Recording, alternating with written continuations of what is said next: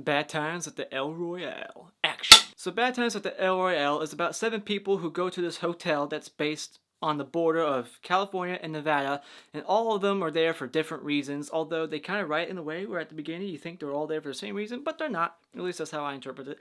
But they're all there for different reasons, and everybody's got their own, like, mystery behind them. You don't know why they're there, but you think they're all there for the same reason, the money. This movie opens up with money being buried underneath the hotel, and then the guy gets shot afterwards, and then all of a sudden all these people are there, and you're thinking they're all there to get this money, right? No, they're all there for different reasons, and this movie is just a onion being unpeeled slowly throughout this whole movie, like, oh, that's why this person's here, and all these different twists. This movie stars Jon Hamm, Jeff Bridges, and Chris Hemsworth, and a couple other people, I forget their names, but every role in this movie is phenomenal. You believe their character, and it was good across the board. No negatives on the acting part. I just love the whole mystery aspect behind these characters. Like, you don't know who, if they really are who they say they are. But yeah, I just love the directing, the style of this movie. Like, there's just shots that last, I swear to God, like 3 to 5 minutes. It just feels like a shot will just go, when there's like the scene where the guy's walking behind all the double see-through mirrors, going room to room to room. It just keeps going and going and going. All the actors are just doing things on cue. And it was a really good shot. This is just a very, like, dialogue-driven movie. This isn't an action movie. It's not horror, comedy, really, although there might be, like, one moment that might make you chuckle. But this is just, like, a very Quentin Tarantino-esque movie. I think this movie was written, directed by Edward Goddard. I think that's his name.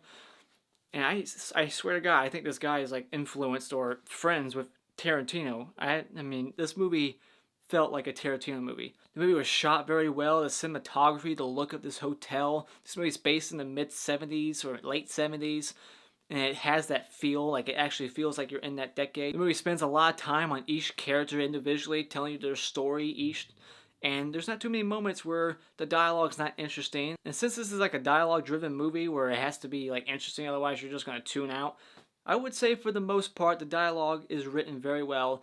It keeps you interested throughout, like, over 80% of the movie. There's some times where it feels like things are getting drawn out way too long. So let's just go over my negatives. I don't really have too many negatives, but I just want to say a small couple of things.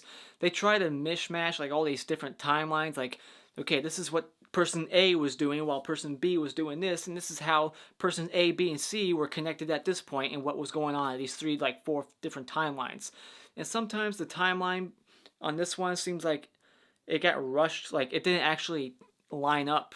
Like, he shouldn't have been there at that moment, because it feels like this lasted longer than this one. Like, it's hard to explain, but I feel like it's kind of like a Final Destination movie where they have a premonition and, you know, the bad shit happens, and then when they're not having the premonition, the crash happens way sooner than it did in the dream. Like, kind of like that. Like, things happened quicker in this person's timeline than it did in this person's timeline. I will say, though, that this movie, like, at some point, it feels like you're almost at the end, and then another, like, 20 minutes goes by, and then you think you're at the end, and then another 20 minutes goes by.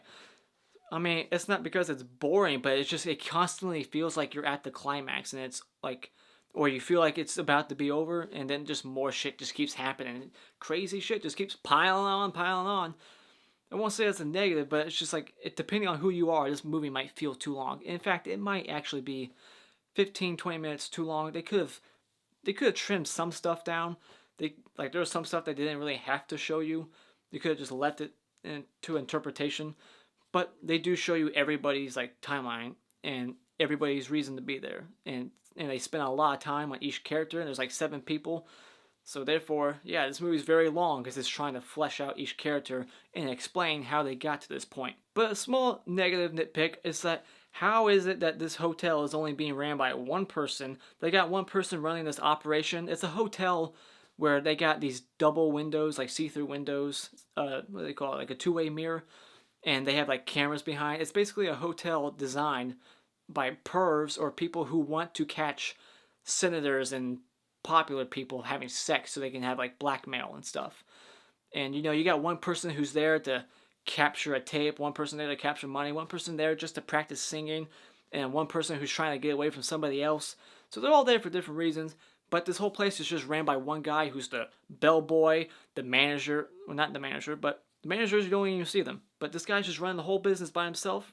That's just, That's not how it work. And then throughout the whole night, it's like, this place is a very amazing looking place. You would think it'd be more busy, but instead there's just 7 people at this hotel. Nobody ever barges in at any point. Like, yeah, I like a room. Holy shit, what the hell's going on here? I just feel like at some point somebody would have came to get a room besides these 7 people. But those are just nitpicks. This movie, it's just a dialogue-driven movie. It's not really a movie that's... It's not like a movie you want to go see again and again because of how long it is, and it's just kind of like a fun one-time experience. And if you're a Tarantino film fan, then this is definitely your movie, because I swear, this is just, it has Tarantino written all over it. I just kept thinking, this is a Tarantino film, because it even does that thing where like the screen will go black, and you know how Tarantino, he always does like chapter 1, chapter 2. This movie does room 1, room 2, room 7. But yeah, I enjoyed this movie. It was fun, but just because of how long it is and just what type of movie this is a movie that you should like revisit a bunch. But it's still good enough to where I won't say that you should just rent it. So therefore, I think when it comes to the Bad Times at the El Royale, this is a movie definitely worth watching. So therefore, you should go out and buy it. But yeah, I don't want to say too much. I don't want to spoil this movie. This is a very fun first watch. It's just a dialogue-driven movie. It's a movie with some intense. It has a very intense third act towards the end where Chris Hemsworth comes in. As soon as Chris Hemsworth comes to the hotel, that's when it gets even more fun. So look forward to that. And this movie has a happy ending, and I like that. But those are my thoughts on the Bad Times at the El Royale. Have you seen this movie? Let me know what you thought about it in the comments below. And as always, if you want to see more rantastic, awesome content, you can do so by clicking my beautiful cartoon face in 5 seconds for more. And until next time, Auf Wiedersehen.